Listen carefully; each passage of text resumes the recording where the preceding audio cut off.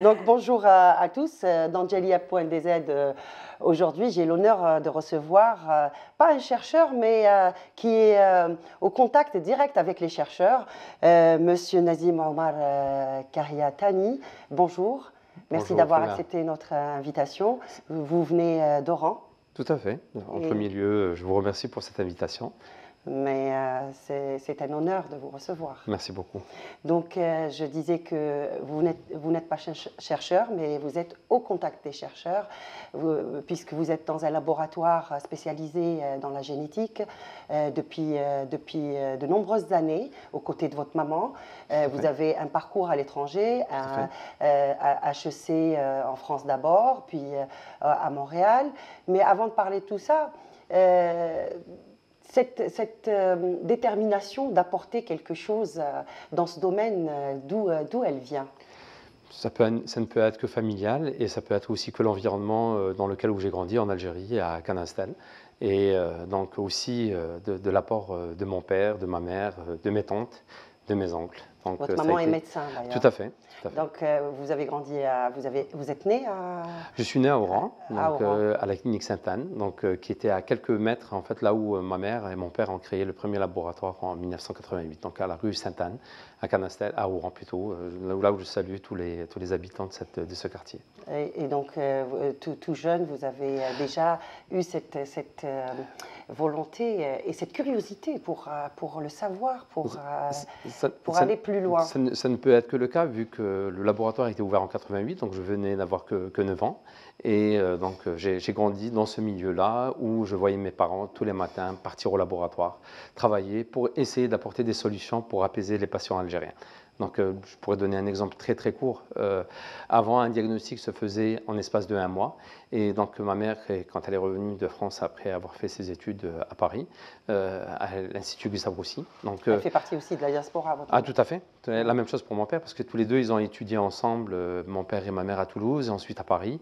Et donc, dès son retour, et avec la possibilité d'ouvrir un laboratoire en 88, après qu'elle était chef de service à Al Morgan, une de ses hantises, c'était de pouvoir réduire au maximum le temps d'attente des patientes. Donc, ils sont arrivés à faire passer ça de 1 mois à 1 journée pour établir un diagnostic. Et ça, c'était une solution très importante pour les patientes. Vous êtes issu d'une famille très engagée aussi, M. Karyatani. Et ça aussi, ça fait toute la différence, parce qu'on vous a inculqué aussi cet amour pour l'Algérie déjà, pour essayer aussi d'avancer dans des domaines dans un domaine assez particulier, la génétique. On parle de souveraineté. Tout à fait. Dans le domaine. Si on parle de génétique, aujourd'hui, c'est un point qui devient focal. On ne parle plus de génétique dans les 10 ou 15, 20 prochaines années. Ça se fait aujourd'hui. Beaucoup de pays ont beaucoup avancé. Je pourrais prendre l'exemple de l'Arabie Saoudite ou je peux prendre l'exemple des autres pays occidentaux. Aujourd'hui, la souveraineté de la partie génétique devient un point focal. Pourquoi? Parce que tout vient à partir de notre ADN. Ce qui est extraordinaire, c'est qu'aujourd'hui, les techniques ont beaucoup évolué et ont beaucoup réduit en termes de coûts. On peut prendre l'exemple d'un séquençage du whole genome qui coûtait à peu près $1 million dans les années 2000. Aujourd'hui, on peut le faire pour quelques milliers de dinars. Donc, aujourd'hui, connaître son ADN devient une stratégie, un point focal dans le développement d'un pays, juste pas par la partie santé, mais aussi par la partie alimentaire, la partie environnementale. Tout a un impact sur la partie génétique. Et nous sommes fiers aujourd'hui dans le laboratoire là où on travaille, c'est qu'on commence à maîtriser cette technique-là. J'allais laisser ça vers la fin pour donner encore plus de détails. Je vais revenir un petit peu vers votre enfance, parce que vous avez une mamie qui vous a marqué le plus et qui était la première directrice d'ailleurs de la Bibliothèque nationale post-indépendance. Oui, ma tante Mizor, Nekahitani. Vous appelez mamie? Tout à fait, parce que j'avais pas de grand-mère paternelle. Et c'était la personne qui m'avait donné cet amour. Voilà. Vous êtes ému quand vous parlez d'elle? Beaucoup.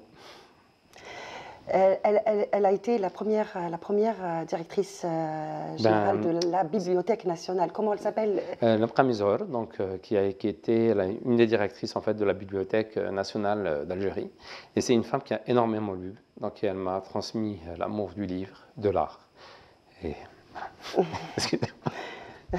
Désolé, M. Kariatani. On lui rend hommage aujourd'hui, en tout cas. Et franchement, on voit le résultat aujourd'hui avec ce que vous faites pour l'Algérie, pour le pays. Donc, vous êtes cofondateur aujourd'hui, parallèlement à votre aussi fonction d'entrepreneur, votre statut d'entrepreneur, je voulais dire. Donc, vous êtes cofondateur de ce laboratoire, et ce laboratoire a été un combat pour qu'il y ait une souveraineté dans le domaine. Vous l'avez même, il est devenu international parce qu'il y a un travail qui se fait en direction de l'Afrique aujourd'hui. Ce laboratoire-là, ça a été un petit peu le challenge que j'ai lancé avec ma mère et mon père en 2020, là où on sentait l'intérêt pour que le patient algérien puisse avoir les meilleurs soins possibles. Et on avait essayé au départ avec des laboratoires à l'international, mais on voyait que les coûts étaient trop élevés. Donc, il fallait toujours réduire le coût, le prix pour les patients algériens parce que leur niveau de vie n'est pas un niveau de vie européen et on ne voulait pas qu'il y ait deux cartes pour le soin en Algérie. Donc on a travaillé à réduire au maximum les coûts en important le savoir-faire et en s'appuyant sur des compétences algériennes qui étaient à l'étranger. Donc je peux citer professeur Touati Ben Moukraf, qui est bioinformaticien. Qu'on a eu le plaisir de recevoir qui est un grand monsieur. Il y a 2 semaines. C'est un grand monsieur parce qu'il était à Singapour. Tout à fait, il était à Singapour, il était directeur de la plateforme génomique de Singapour, donc il a participé énormément au séquençage du génome humain singapourien, et il est actuellement directeur de chaire à Montréal, et il s'est impliqué avec nous grâce à l'apport d'un autre Algérien, donc qui est professeur Gaouer, qui est à l'université de Tlemcen, parce que professeur Touati collaborait avec l'université de Tlemcen. Et c'est ça les ponts construits aussi. Tout à fait, et ça c'est très très important, que l'université algérienne apporte son apport pour le développement de l'économie et de la santé algérienne, ne peut se faire qu'avec la jonction des autres pans. Donc le savoir est universel et il faut que ces frontières n'existent pas. Et professeur Touati avec professeur Gaouer, ce qu'ils ont fait, c'est qu'ils ont cassé ces frontières et ils ont apporté de la compétence. Une des formations qui a été faite à l'université de Tlemcen, c'est en bioinformatique. Et on a pu recruter un des premiers bioinformaticiens, Marouane, que je salue de cette tribune, et est arrivé à s'intégrer au laboratoire et il a apporté encore sa pierre. Donc on a professeur Touati, qui est un des plus grands bioinformaticiens du monde, qui apporte son savoir à Marouane et Marouane l'apporte au niveau de génétical. Donc vous voyez un petit peu tout cet écosystème pour que la génétique se développe en Algérie. Il ne faut pas que des généticiens, il faut tout un écosystème. Des anapathes comme ma mère, Dr Kaya, des généticiens comme Dr Mahan. On salue. Hein. Tout à fait, Dr Shiraz que je salue d'aujourd'hui, qui a développé le premier panel de génétique en Algérie et qui a été appliqué à Génétical. Tout ça, ce sont des primeurs que nous sommes en train d'apporter pour tout simplement améliorer la santé du citoyen algérien. Mais pas que du citoyen algérien, mais aussi du citoyen africain. Parce que l'intégration ne peut se faire, le développement ne peut se faire qu'en intégrant toutes les nations qui sont autour de l'Algérie. Il y a une petite information qui est importante à savoir, la médecine va se baser et se base aujourd'hui sur la génétique. Ce qui a été séquencé aujourd'hui, c'est l'Europe, l'Amérique et l'Asie. Donc ce qu'on n'a pas, on a des référents eurasiens en termes de génétique. Mais on n'a pas encore de référents africains. Et si on n'arrive pas à avoir cette souveraineté de notre génétique, on ne pourra pas développer une médecine de précision spécifique parce que les gènes changent d'un pays à un autre, d'une région à une autre. Donc si nous, on ne connaît pas notre génétique, on ne pourra pas se soigner correctement dans le futur. Parce qu'au lieu d'avoir des médicaments qui s'orientent d'une manière générale, maintenant, c'est des médicaments qui vont aller d'une manière très précise. Et ça ne peut se connaître que par la génétique.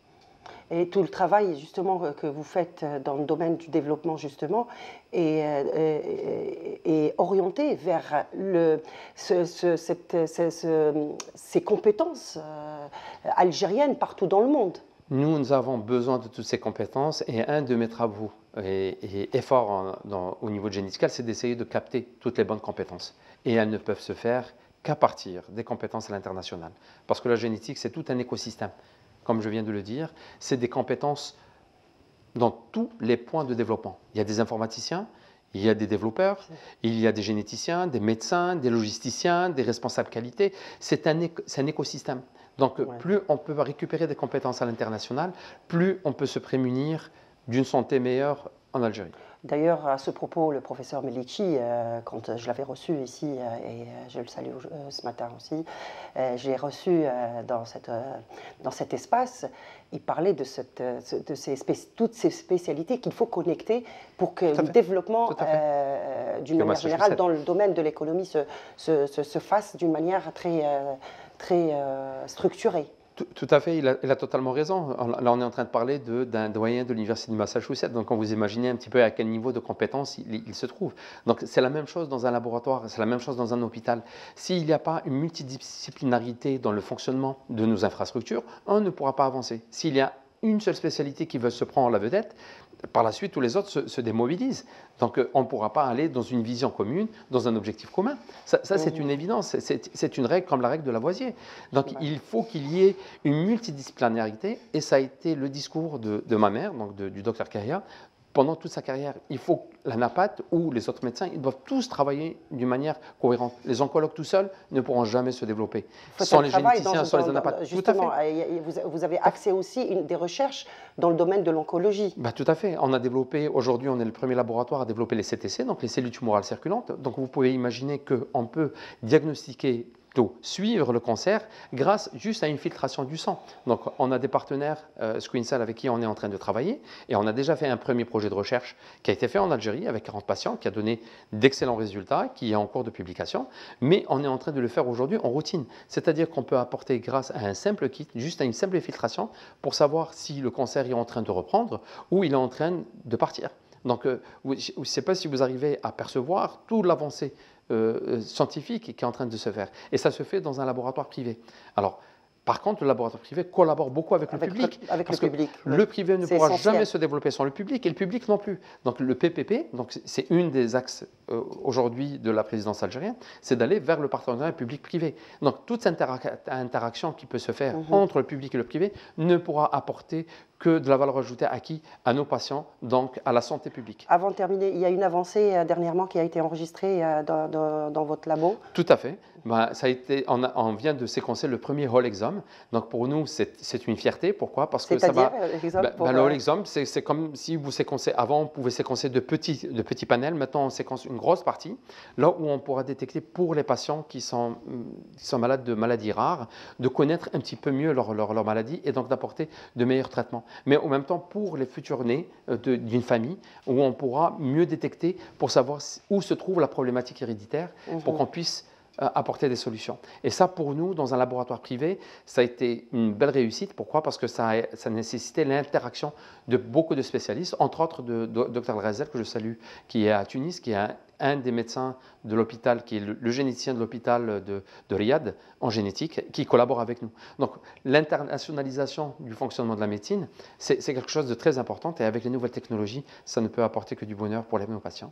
Vous êtes aujourd'hui installé entre l'Espagne et Oran. Tout à fait. Et vous avez aussi une autre mission d'accompagner des entreprises algériennes dans le domaine pharmaceutique.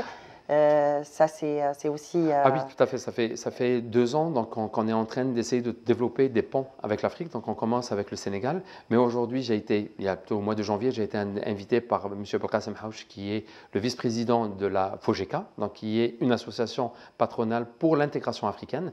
Et nous avons rencontré le président gambien, mais aussi on a d'autres interactions pour accompagner l'industrie pharmaceutique algérienne à se développer en Afrique de l'Ouest. Je peux tout simplement dire que nous avons des fleurons de l'industrie pharmaceutique et c'est une fierté. Et aujourd'hui, nous avons la possibilité d'être des leaders en Afrique, mais pas juste en Afrique, mais aussi en Amérique latine. Parce que nous avons des produits, honnêtement, de très très très haute facture. C'est pas nécessaire que je cite nos leaders de l'industrie, je peux citer l'industrie de Saïdal qui a de beaux potentiels en Afrique, mais il y a aussi le privé algérien. On ne citera pas, ils sont connus, nos industriels pharmaceutiques algériens, et qui ont des potentialités très très très fortes. Je peux citer le Burkina Faso, comme la Guinée, comme la Côte d'Ivoire, le Sénégal, mais pas que ça. C'est toute l'Afrique de l'Ouest qui est un marché potentiel pour nos industries. Ce qui est sûr, c'est qu'aujourd'hui, les voyants sont au vert. Il y a une ouverture il y a une main tendue vers aussi nos compétences à l'étranger, mais pas que. Il y a aussi nos compétences locales qui sont exceptionnelles. Donc voilà, tout est fait pour que qu'on avance sur tous les plans. Je tiens à saluer Madame Chafera du consulat de Nice, ainsi que Beraghi, notre, oui. tout à fait, ainsi que notre qui est consul. arrivé hier d'ailleurs Oui, de Nice, elle est à Alger. Excellent. Donc, qui ont fait un travail extraordinaire parce qu'ils sont arrivés à joindre tous les médecins. D'ailleurs, c'est comme ça qu'on s'est... Tout à fait. Que je vous ai contacté à travers notre consulat à Nice. Tout à fait, qui a fait un excellent travail parce qu'ils sont arrivés, c'est un début, c'est un très très bon début parce que ça permet à la diaspora algérienne de se réunir. Et ben, j'ai été invité pour le 24 mai dans la région de Marseille pour communiquer sur ce qu'on est en train de faire. Et ça, c'est excellent parce que c'est comme une étincelle qu'on crée. Il y a un par la suite, accompagnement. il faut qu'il y ait de l'accompagnement. Mais ce qui est bon aujourd'hui, ce que j'apprécie, c'est que la communauté algérienne s'organise. Et c'est une bonne chose parce que l'Algérie a besoin d'eux, mais pas que juste l'Algérie. L'Algérie est un beau pays, mais l'Afrique est un aussi très grand beau pays. Exactement. Et le travail se fait aussi à travers le secrétariat d'État auprès des affaires étrangères, chargé de la communauté nationale à l'étranger, à sa tête, M. Sofiane Chaïb. Donc, sur ce, on a fait le tour un petit peu de la question. En tout cas, ravi de vous avoir reçu, Monsieur Kahia Tani Omar Nazim. Je rappelle que vous êtes entrepreneur et cofondateur d'un laboratoire spécialisé dans la génétique. Merci beaucoup. Merci à vous. Merci. Merci beaucoup. Et puis, quelle bonne nouvelle pour la recherche et pour la science, bien sûr, quand on voit que la génétique continue toujours à nous épater à travers, bien sûr, ces recherches flagrantes avec nos chercheurs et surtout nos compétences à l'étranger, comme l'a dit notre invité, M. Omar Kahia Tani. Lui, il travaille, bien sûr, pour l'amélioration de cet écosystème, encore une fois, pour faire briller les compétences algériennes à l'étranger et nos compétences ici même en Algérie. En tout cas, merci beaucoup, Fella, et puis merci aussi à votre invité. Et puis, on lui souhaite bonne chance. J'espère qu'on aura l'occasion de continuer à parler de la recherche et de l'avancée de la recherche dans notre pays. La semaine prochaine, on va recevoir aussi un médecin. On va recevoir un médecin, c'est le médecin oranais Mansour Kara.